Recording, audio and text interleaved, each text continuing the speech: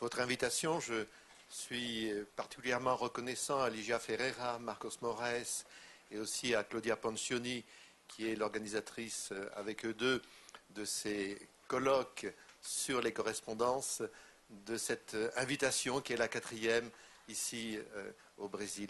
Alors je voudrais vous parler des autographes. Comme tous ceux que passionnent les éditions de correspondance, je suis, moi, fasciné par ces autographes que conservent les bibliothèques, qui surgissent sur Internet d'une façon assez fréquente, dans la mesure où des ventes régulières d'autographes montrent ces objets si chers, qui sont, hélas, victimes d'une spéculation financière assez importante, mais au moins qu'on peut très souvent, grâce justement aux catalogues qui paraissent sur Internet, capter, dont on peut capter les images. Et c'est en partant de cette idée, de ces images captées, que je voudrais parler des autographes en prenant l'exemple de la correspondance de Zola, que je connais bien, dont j'ai été en partie l'éditeur, et en essayant de réfléchir au fond à cette façon dont nos éditions de correspondance transforment ces autographes en texte imprimé et, d'une certaine façon, à cause de la transcription, suppriment ces autographes. Donc c'est cette réflexion-là que je voudrais vous proposer en prenant l'exemple de la correspondance de Zola, dont je vous rappelle ici la présentation. Elle se compose de deux parties qui sont inégales, mais l'une et l'autre importantes. Il y a d'abord la correspondance générale, qui a été éditée en 10 volumes, avec un volume de supplément. Vous le voyez, entre 1978 et 1995, aux Presses de Montréal, aux éditions du CNRS. Et puis il y a ces 2 volumes de la correspondance intime, les lettres à Jeanne Rosereau d'abord, les lettres alexandrines que j'ai éditées avec Brigitte Émile Zola. Alors, cette correspondance intime, elle est passionnante parce qu'il s'agit des lettres à la fois que Zola a adressées à celle qui a été la mère de ses enfants, et qui a été pour lui le grand amour d'une jeunesse retrouvée, Jeanne Rosereau, et puis les lettres aussi à celle à qui, d'une certaine façon, il a jusqu'à la fin de sa vie aussi été fidèle, son épouse, qu'il n'a pas abandonnée et à qui il a imposé cette double existence compliquée, dramatique, tragique, mais dont les lettres, justement, montrent le déroulement alexandrine. Donc voilà ces exemples que je voudrais utiliser. Voici les couvertures des volumes. D'une part, l'édition de la correspondance générale, dont je vous montre 2 couvertures, et voici l'édition chez Gallimard des lettres à Jeanne Rosereau et des lettres alexandrines. J'ajouterai que les lettres alexandrines ont reçu en France, quand elles ont été éditées en 2014 chez Gallimard, un accueil important. Il y a eu un certain succès de librairie et elles viennent de bénéficier d'un prix littéraire, voilà, du prix Sévigné, qui récompense chaque année une édition inédite de correspondance. Alors, j'aimerais envisager ce problème de 2 façons. D'une part, en travaillant sur l'autographe comme texte, sa place dans une collection, et puis en développant d'une façon plus importante l'idée de l'autographe comme signe, l'espace matériel de l'autographe. D'où mes 2 parties. D'abord, l'autographe et la collection, et puis ensuite, dans une deuxième partie, l'espace matériel de l'autographe. Voici ma première partie, l'autographe et la collection. J'envisagerai 2 problèmes, l'inédit, le corpus. L'inédit, bien sûr, c'est le fait qu'un autographe, quand il surgit, est un événement et il va bouleverser la collection qui existe. Vous le savez, une collection de correspondance, enfin de textes de correspondance, n'est jamais terminée, n'est jamais finie, de telle sorte qu'un autographe qui surgit peut toujours, à tout moment, la remettre en question.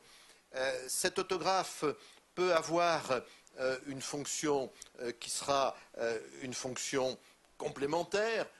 L'inédit qui surgit n'est là que pour compléter le corpus, ou bien au contraire, cet autographe, il peut être révolutionnaire, il peut bouleverser les connaissances que l'on a et donc d'une certaine façon transformer le corpus. Je vais prendre 2 exemples de ces autographes dans leurs fonctions diversifiées.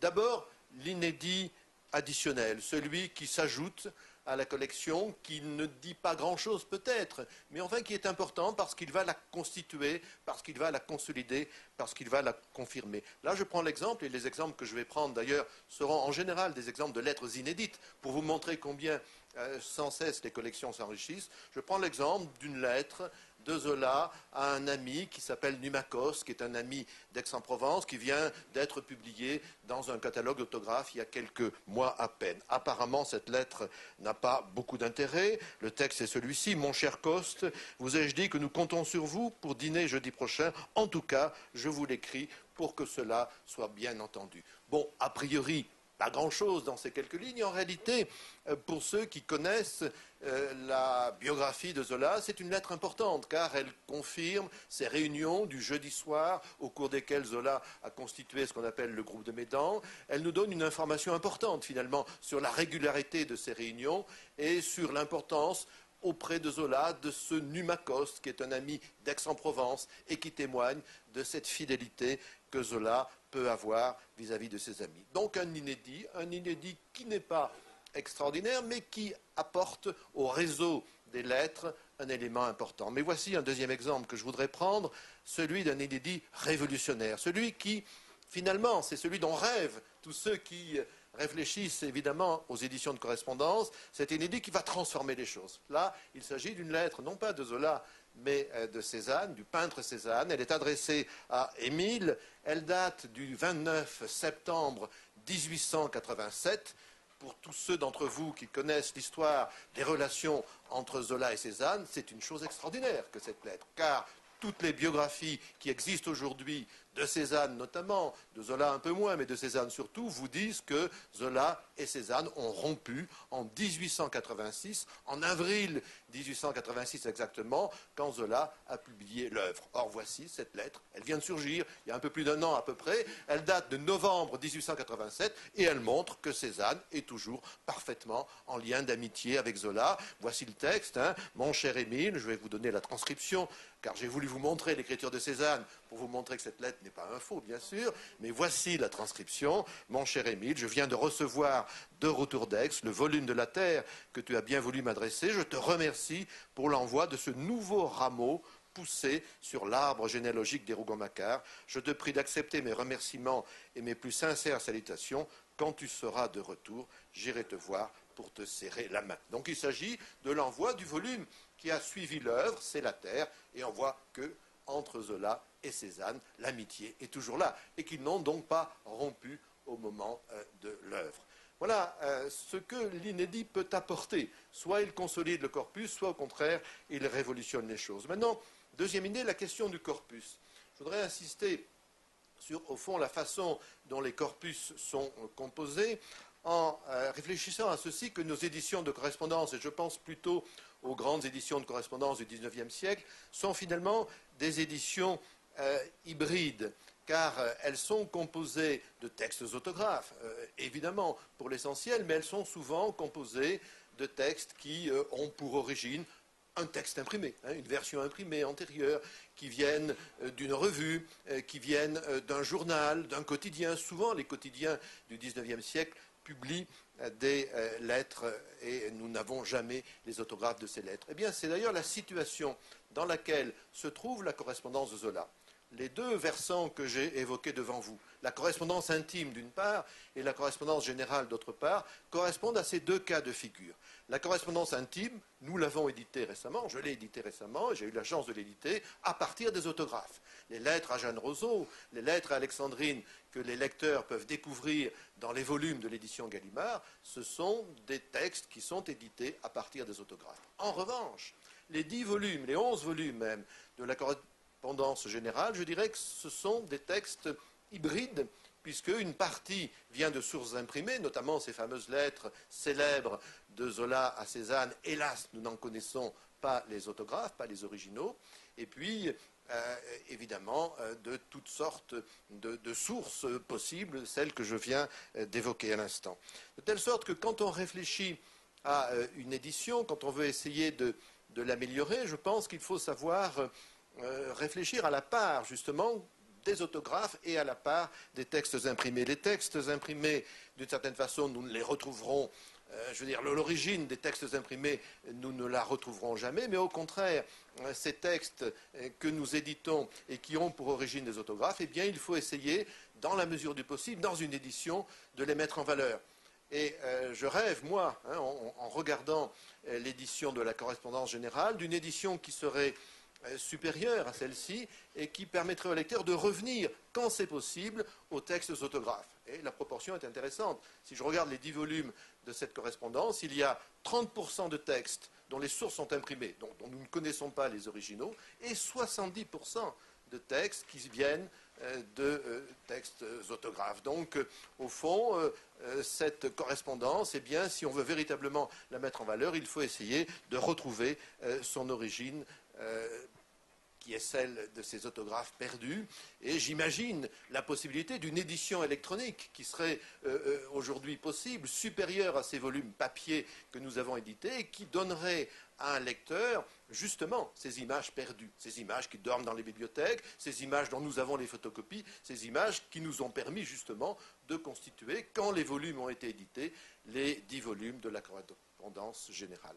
Voilà le premier point de ce que je voulais vous dire, l'inédit, l'autographe dans le corpus, l'inédit qui peut bouleverser un corpus, et j'aimerais maintenant, dans une deuxième partie, réfléchir beaucoup plus à l'espace matériel de l'autographe, justement pour le défendre, cet autographe, pour défendre ce projet, qui est un peu fou peut-être, mais qui me semble possible aujourd'hui, des éditions électroniques de correspondance, c'est-à-dire d'éditions qui donneraient non seulement les textes, mais aussi les images. Et je vais prendre 4 exemples de ce que les autographes nous enseignent, ce qu'ils peuvent nous dire, en partant évidemment toujours de Zola. La date d'abord, la signature ensuite, l'entête et le cadre.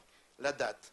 Je m'intéresserai à la date dans une édition, non pas comme l'indication chronologique, évidemment c'est toujours important, mais comme ce geste performatif, ce moment où celui qui date une lettre veut dire quelque chose par la précision de cette date, par la régularité aussi de l'indication du lieu qui accompagne la date. Et ce qui me frappe dans la correspondance de Zola, c'est que ces lettres sont presque toujours datées. Alors nous pouvons le remercier aujourd'hui après coup, car au fond, il nous simplifie la vie. Très peu d'autographes de Zola sont sans date.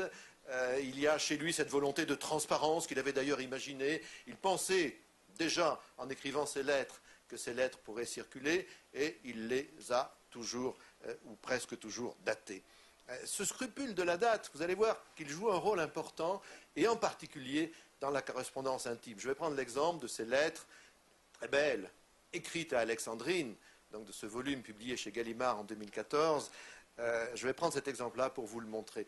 Quand Zola a voulu réparer auprès d'Alexandrine ce qui a été sa trahison, c'est-à-dire le fait qu'il ait cette liaison amoureuse avec Jeanne Rosereau, il lui a donné, c'est un contrat qu'ils ont passé entre eux, cette sorte de liberté étonnante qui fait qu'il lui a dit, eh bien écoute, voilà, l'espace du voyage t'est accordé, pars, et toi aussi ta liberté.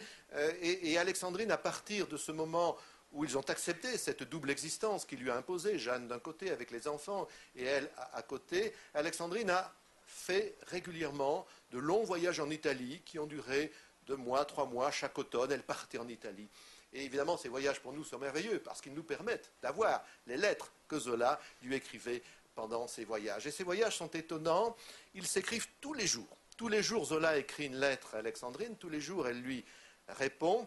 Et dans ce contrat épistolaire qu'ils ont passé entre eux, il y a cette idée qu'elle est libre. Voilà, elle va avoir cette liberté qui lui a en quelque sorte volé quand il l'a trompée avec Jeanne, mais lui, eh bien, il ne la trompera plus. Hein, c'est fini.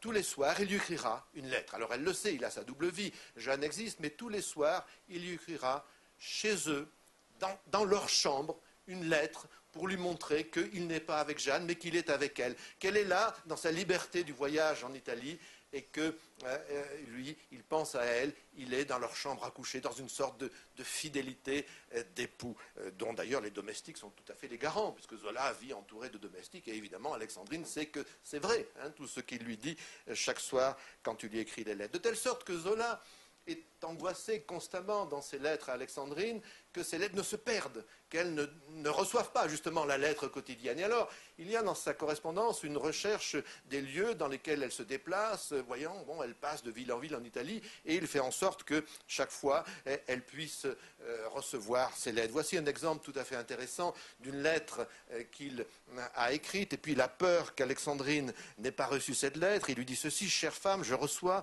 ta lettre d'Aix, je suis bien chagrin d'apprendre qu'une de mes lettres ne t'est pas parvenue. Je t'écris tous les jours, et je t'écrirai tous les jours, quoi qu'il arrive. Tu peux donc réclamer.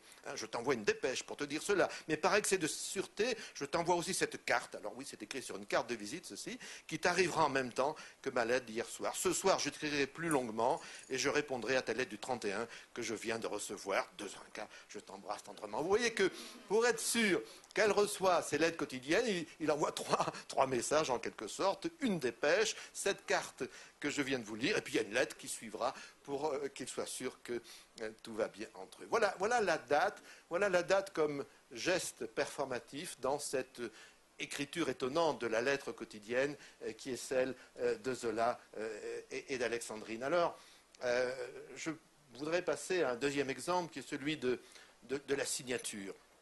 Élément important. Il est dommage que l'édition de la correspondance générale de Zola, justement, n'indique pas d'une manière régulière de quelle façon les lettres sont signées. Cette information est neutralisée parce qu'effectivement, Zola signe toujours, il signe pratiquement toutes ses lettres, avec d'ailleurs son nom en entier, qui me semble la marque d'une pratique de l'époque. Cette époque, on s'appelle par son nom et son prénom, mais par son nom d'abord. C'est une époque où on ne se tutoie que rarement, ou en tout cas, on ne s'appelle pas par son prénom. La signature, donc, pour lui, comme pour d'autres écrivains contemporains, c'est un tampon, un signe qui authentifie la lettre, une sorte de clôture scripturale, comme un cachet apposé avec de la cire. La signature, c'est la marque de l'écrivain. Très tôt, Zola a eu conscience de ce que signifiaient les lettres de son nom, Zola. Dans Zola, il y a Z-A, de A jusqu'à Z. Il est donc, par son nom, prédestiné à être celui qui écrira jusqu'au bout, qui écrira la totalité de l'univers. Et il sait qu'il jouit du même privilège que Balzac, qui lui aussi avait, mais pas dans le même ordre, mais qui avait aussi, au fond, ce privilège du Z et du A. Donc, il signe en s'adressant à ses correspondants avec ce Émile Zola, dont vous allez voir un exemple tout à fait net dans cette lettre que je vous montre sous sa forme autographe, une lettre inédite, une lettre du 2 décembre 1884, qui est typique de ces lettres qui caractérisent la correspondance de Zola, des lettres courtes. Le message tient en une page, tout est au fond rassemblé de la date d'origine jusqu'à la signature dans une page. Et voici le texte pour aller vite. Mon traducteur de Pest, langue hongroise, a perdu, paraît-il, les placards 4, 5 et 6. Il m'écrit pour me supplier de lui envoyer un double, mais je n'ai plus des preuves disponibles. Je vous en prie, envoyez-lui immédiatement les placards en question. Vous devez les avoir, vous les ferez retirer pour vous s'il le faut. Suit l'adresse du traducteur. Vous avez, je pense, pu lire, comme moi, je l'ai fait en lisant une transcription, le texte de cet autographe qui est très net, car l'écriture de Zola est très nette. Il s'agit des placards de Germinal, c'est-à-dire des épreuves de Germinal. Le roman paraît alors en feuilleton en France. Des traductions paraissent dans plusieurs pays européens, et Zola fait en sorte que la traduction hongroise puisse aussi paraître. Voici un deuxième exemple pour souligner l'importance de la signature comme clôture. C'est une lettre à Alexandrine, une lettre du début de leur correspondance. Elle date de 1877. Je prends juste la fin de la lettre. C'est une longue lettre à Alexandrine. Zola termine ainsi: maman t'embrasse bien tendrement, sa mère est toujours avec eux, et moi je mets dans ce petit rond haut, vous le voyez, le petit rond, toutes sortes de baisers en attendant d'en mettre sur tes joues. Puis il ajoute: je crois que Raton a pris une indigestion, il est rond comme une balle, à bientôt ma chérie. Cette clôture scripturale me semble tout à fait extraordinaire. Il parle à Alexandrine en disant ma chérie, il met dans ce petit rond, par une sorte de jeu amoureux, toutes sortes de baisers. La lettre est parfaitement affectueuse, et puis en bloc, d'ailleurs d'une encre un peu différente, le tampon de la signature. Le tampon de la signature qui rompre d'une certaine façon avec le contenu affectif de la lettre. Elle est là, cette signature, pour rappeler d'une manière plus générale l'écrivain qu'il est. Elle rompt avec cette clôture qu'on attendrait peut-être d'une lettre entre deux personnes qui s'aiment.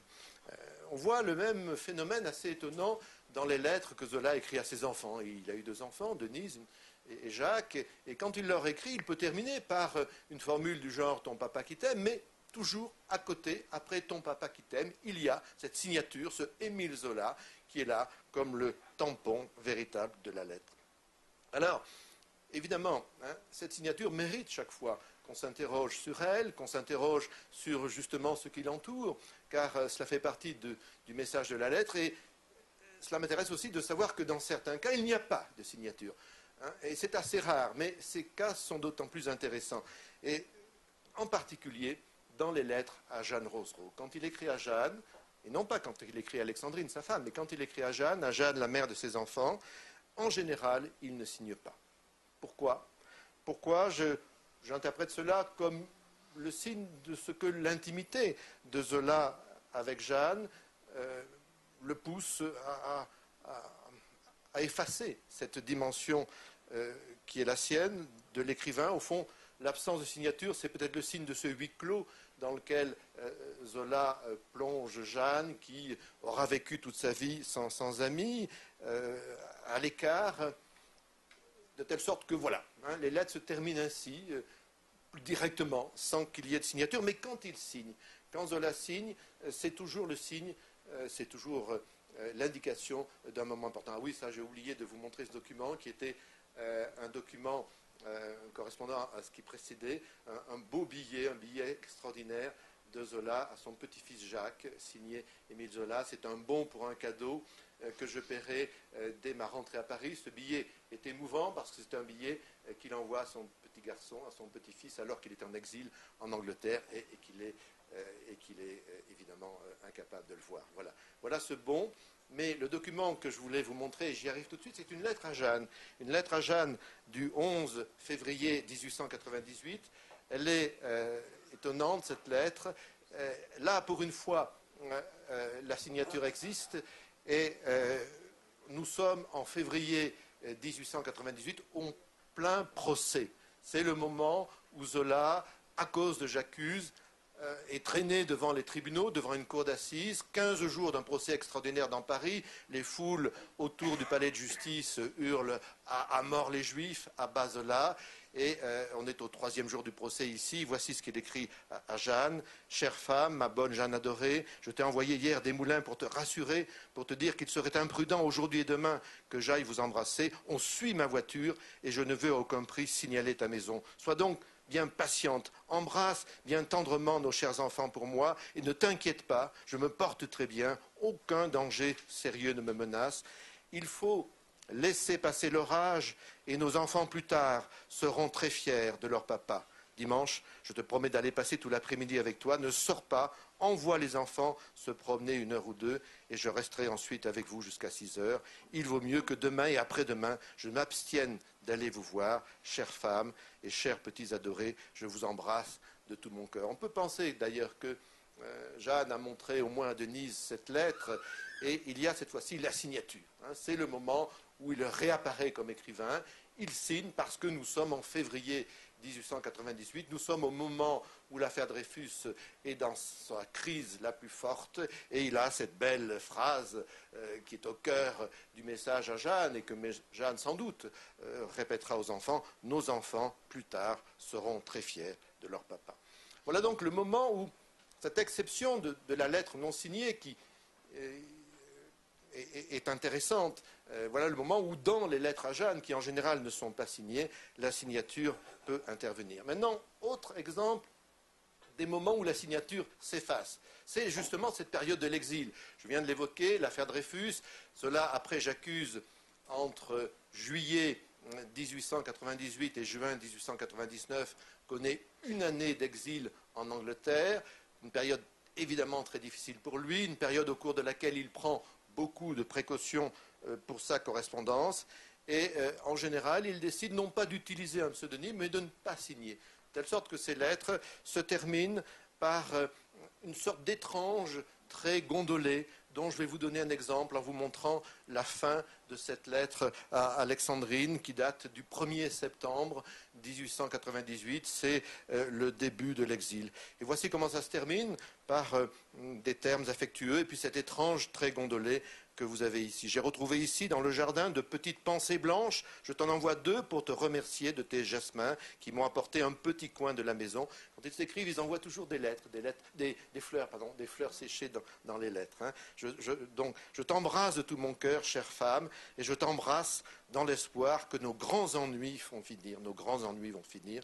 Tu as eu ta grande part de mes chagrins, et tu seras, toi ici, enfin c'est toi aussi, toi ici, de la victoire. Voilà donc cette lettre d'exil, très, très émouvante dans sa conclusion, à Alexandrine, avec ses fleurs séchées, en réponse aux fleurs séchées qu'elle lui envoyait, et puis cet étrange trait gondolé. Voilà encore 2 exemples de ces traits gondolés, de ces Z à peine écrits, dans une lettre que Zola écrit à son traducteur, visitez-les, une lettre inédite, hein.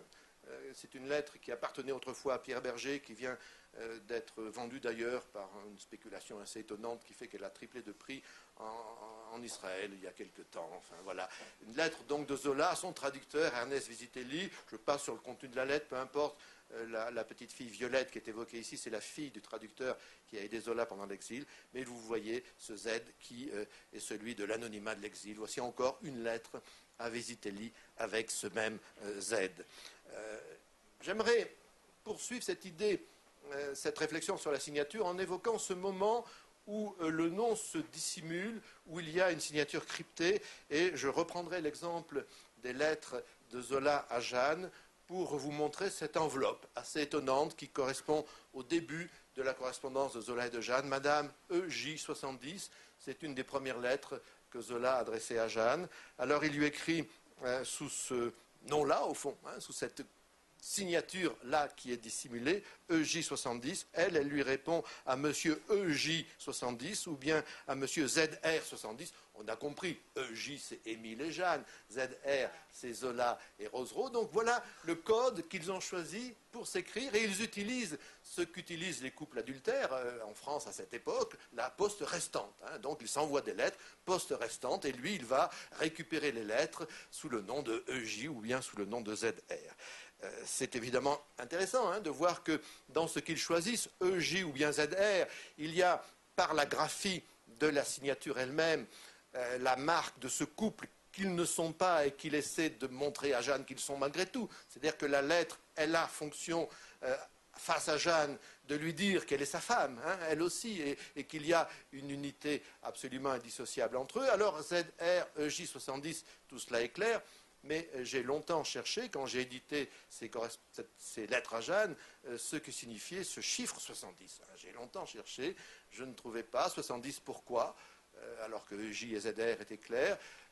Dans un ouvrage du docteur Toulouse qui parle des obsessions de Zola, de ses obsessions arithmétiques, j'ai trouvé ce renseignement que le chiffre 7 était un chiffre qu'il considérait comme un chiffre porte-bonheur, qu'il rassurait. Donc voilà, j'avais une réponse, 7 sans doute, mais pourquoi 0? Et finalement, j'ai trouvé cette solution ou cette explication, peut-être y en a-t-il une autre, c'est qu'il y a dans ce 70 une façon de relier, là encore, Zola et Jeanne. Jeanne est née en 1867. Lui, il est né en 1840. Il y a d'ailleurs entre eux, vous le voyez, 27 ans de différence. Eh bien, au fond, ce 7 et ce 0, c'est une façon de relier la fin de la date de naissance de Jeanne, 1867, et la fin de la date de naissance de Zola, 1840, de telle sorte que ce 70, ce chiffre crypté, nous donne, encore une fois, par l'écriture, l'union entre Zola et Jeanne. Encore quelques mots sur ce caractère graphique de l'autographe pour évoquer le problème des en-têtes. Je prendrai cet exemple, vous allez le voir dans un instant, d'une lettre de jeunesse que je vous montre tout de suite. Elle date de novembre 1864. Elle est inédite. C'est une lettre à un critique, Émile Deschanel. Et pourquoi est-ce que l'en-tête m'intéresse? Parce que justement, je trouve que dans beaucoup de nos éditions, nous oublions que très souvent, les en-têtes ont une signification. Nous ne les transcrivons même jamais. Dans l'édition de la correspondance générale, les en-têtes sont absolument oubliées. Or là, nous nous trouvons à un moment où Zola, c'est une lettre de jeunesse, entre 1862 et 1864, est un employé chez Hachette. C'est son école. C'est de cette école qu'il va surgir en tant qu'écrivain. Il y a d'abord été commis. Il sera bientôt chef de la publicité chez Hachette. Et il écrit en 1864, au moment où il publie son premier livre, qui sont Les Contes à Ninon, à un critique important, qui s'appelle Émile Deschanel. Cette lettre qui est extraordinaire. Cher monsieur, tout ce que vous ferez sera bien fait. Je n'ai jamais douté de votre obligeance à mon égard. Je sais que vous me donnerez le plus de place que vous pourrez. Je regrette de vous importuner de la sorte. À mon âge, on est âpre à la curée et on n'a pas de pitié pour les puissants. Pardonnez-moi. Et puis ensuite, il lui indique à la fin, avez-vous lu les pages 211, 219, je vous les recommande. C'est une lettre à un critique. Il est jeune, il vient de publier son premier livre, Ses Contes à Ninon. Il s'adresse à un des critiques les plus influents de cette époque, qui est Émile Deschanel. Il a d'ailleurs avec lui déjà quelques liens. Il lui demande un compte-rendu. Il lui indique pour le compte-rendu la partie la plus importante des Contes à Ninon, qui est un texte voltairien philosophique qui est effectivement tout à fait important, donc ces fameuses pages 211-219. Mais ce que j'aime dans cette lettre, c'est cette formule centrale. Lui, tout jeune, il s'adresse à ce critique influent en lui disant « On est âpre à la curée en mon âge ». Et il me semble qu'on ne peut concevoir l'audace de cette formule. On ne peut comprendre l'audace de cette formule que parce que ce jeune écrivain qui n'a encore rien publié, qui s'adresse à ce grand critique Émile Deschanel, eh bien, s'adresse à lui entouré par l'autorité que lui confère la maison Hachette, cette puissante maison Hachette dans laquelle il travaille et dont il est le chef de la publicité. C'est pourquoi l'en-tête de cette maison Hachette et ce papier bleu même que je vous montre, au fond, ont autant d'importance peut-être que le texte même de la lettre. Voilà une démonstration que je voulais faire à propos de l'importance de l'en-tête. J'en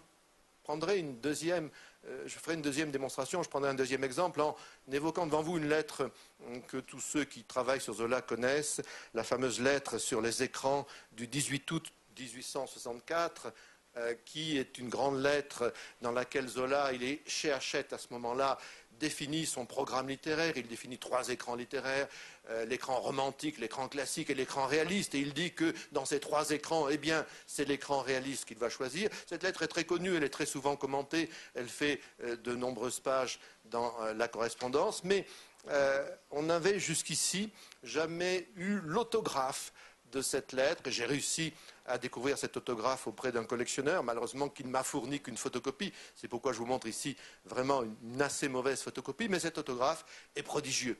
Je trouve qu'il transforme d'une certaine façon la connaissance qu'on a de cette grande lettre esthétique, la lettre sur les écrans, parce qu'on voit 2 choses. On voit d'une part l'en-tête, on voit cette maison Hachette qui est là, qui arme Zola, qui l'entoure, qui est comme son école d'écriture, et puis on voit surtout le format de cette lettre, qui n'est plus du tout une lettre écrite sur un petit feuillet, mais qui est écrite déjà comme un article de journal.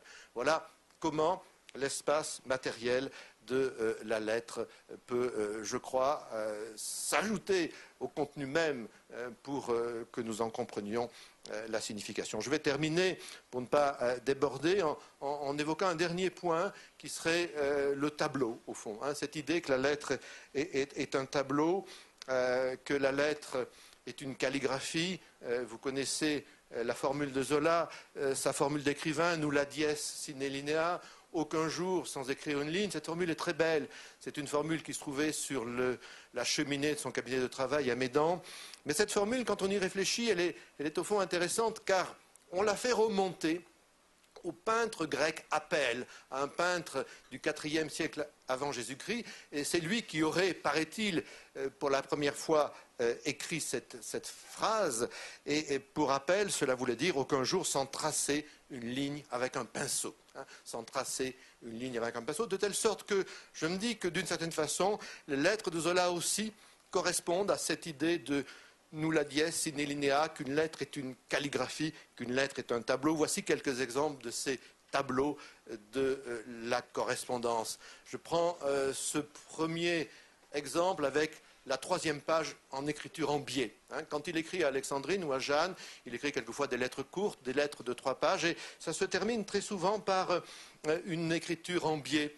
une écriture qui, comme une sorte de fin de causerie, comme ce moment où il regrette de devoir arrêter, mais enfin il n'a que 3 pages. Il a décidé que de toute façon il n'écrirait que sur 3 pages et à certains égards, eh bien, cette écriture en biais, c'est une façon de terminer tout en regrettant qu'il ne puisse en dire plus. Cette lettre, je n'ai pas le temps de la lire dans le détail car il faut que je conclue, mais elle est assez passionnante quand on la regarde parce que c'est une lettre où Zola n'a rien à dire à Jeanne, sinon que le temps passe, sinon que, hélas, il ne peut partager avec elle les souvenirs qu'il voudrait partager. Il y a à la frontière des 2 pages une formule assez touchante. Me voilà vieux maintenant, il me semble que j'ai 100 ans. Cet homme se sent âgé face à cette jeune femme qui a 27 ans de moins que lui. Et voilà, il lui écrit, et encore une fois, ce message qui, me semble-t-il, ne se lit que quand on regarde graphiquement comment la lettre se met dans la page. Voici maintenant la marge. Cette lettre, c'est une lettre à Alexandrine. La fin est un peu serrée parce que là, il veut en dire beaucoup. Les lignes se resserrent. Et puis on a dans la marge, on a verticalement quelques dernières informations. Je vais vous les lire parce que j'ai retourné la lettre. Adresse, la lettre s'y joint à Séménov. J'ai encore caressé pour toi le chat des Grentiers. Il t'attend aussi. Préviens, visitez-lui. Vous voyez que dans les dernières phrases, dans cette marge, eh bien, ce sont des considérations marginales pour la suite de la correspondance qui s'ajoutent ici. Dernier exemple de ce calligramme, de ce tableau, cette lettre de Zola à Jacques. Voilà une lettre à son fils. Je l'ai gardée comme dernier exemple. On est en 1896. Jacques a 5 ans. Il commence un tout petit peu à lui envoyer des bâtons. Alors Zola essaie de l'encourager. Et des bâtons pas bien écrits, avec des grosses taches d'encre. Enfin, et Zola est assez sévère d'ailleurs avec son fils. Constamment, il voudrait qu'il travaille mieux à l'école qu'il ne travaille. Et puis, il lui écrit donc cette lettre. Merci de ta gentille lettre, mon petit Jacques. Je t'aime et je t'embrasse de tout mon cœur. C'est sur ce dernier exemple, ce calligramme au fond, cette lettre de Zola à son fils Jacques, qui s'accorde graphiquement à ce qu'est la personnalité de Jacques à 5 ans, que je conclus en vous disant que j'ai voulu plaider dans cet exposé j'ai voulu plaider en faveur des autographes, en faveur de la valeur des autographes, en faveur de ces textes que nous oublions souvent dans les bibliothèques quand nous les transcrivons, mais qui aujourd'hui ressurgissent, qui aujourd'hui s'imposent, car le marché des autographes sur Internet nous met constamment en face d'images de textes inédits, et je rêve à des éditions futures qui, en effet, iraient plus loin que les éditions d'aujourd'hui, les éditions volume d'aujourd'hui, qui ne se contenteraient pas de décrire aussi précisément que possible les autographes, qui ne se contenteraient pas